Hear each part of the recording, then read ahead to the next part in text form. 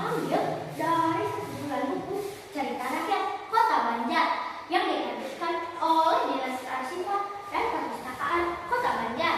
Namun sebelum itu, saya ada pantun nih. Kota Banjar, kota impian, wira perbangsa nenek moyangnya. Jika hadirin merasa penasaran, ayo simak, beginilah ceritanya.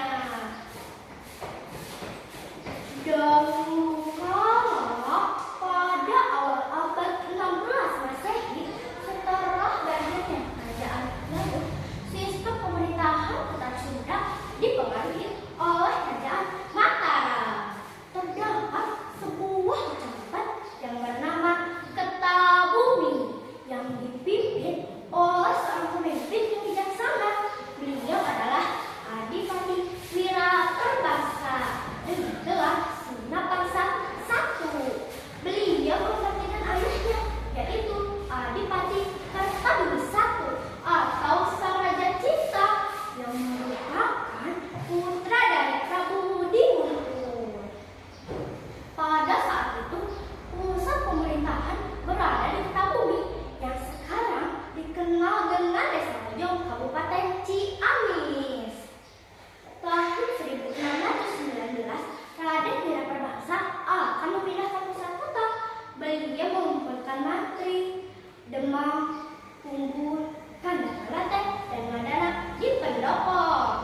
Setelah berkumpul semua, Raden Wira Perbangsa bersabda dan bertanya, "Wahai para mantri, Demang dan Punggul, sudah waktunya kita memindahkan pusat kota ke sebelah timur.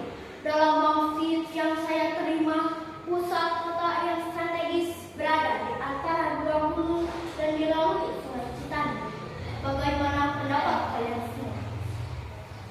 Tinggal kemudian mantri menjawab, "Dahulu tahun lalu saya akan mengikuti keinginan kamu." Lalu Raden Wira Perbangsa bertanya lagi, "Bagaimana menurutmu, Paman Demang?" Lalu Paman Demang pun menjawab, "Mohon saya Raden, izinkan saya menjawab. Saya sangat setuju jika pusat kota dipindahkan daerah timur, khususnya daerah Tegal-Taru, karena daerah itu sepertinya cocok dengan wangsit yang terima Raden. Tapi mohon dimaafkan Raden, keadaan Tegal-Taru malah ketakutan, banyak parawan dan hewan buas di sana." Kemudian Raden Wira Perbangsa berkata,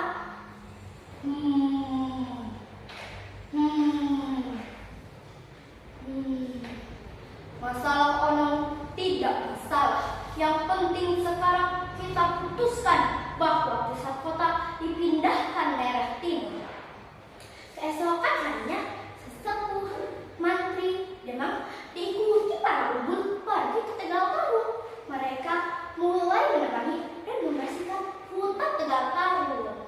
Dalam proses babadaras, banyak sekali kendala yang dihadapi, terutama dari hewan buas seperti harimau, serigala, ular, dan lain-lain. Namun demikian, berkat keberanian dan banyaknya para pekerja, semua hewan buas itu dapat terusir dengan mudah. Tapi dari jin, setan, dan makhluk lain yang dikenal sebagai onong sangatlah sulit.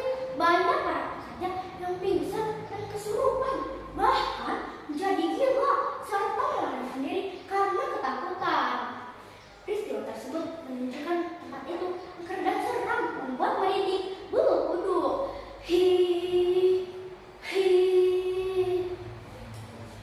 Melihat banyaknya rakyat yang menderita, Raden Wira Perbangsa akhirnya bersemedi, lalu membacakan ajian Srawadadi sambil melepaskan pusaka yang bernama Gobang Kembar.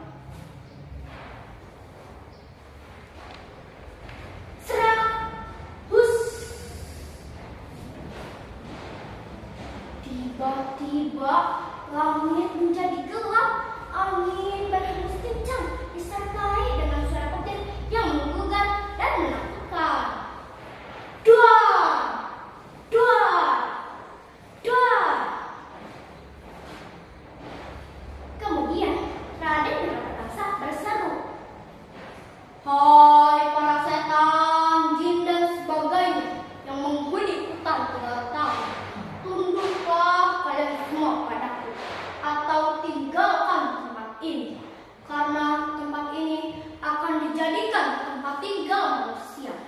Jangan halangi umatku yang sedang membuat alas.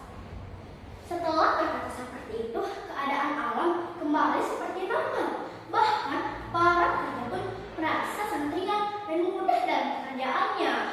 Jadi di kejadian itu masyarakat percaya bahwa alam baja telah tunduk dan berpihak pada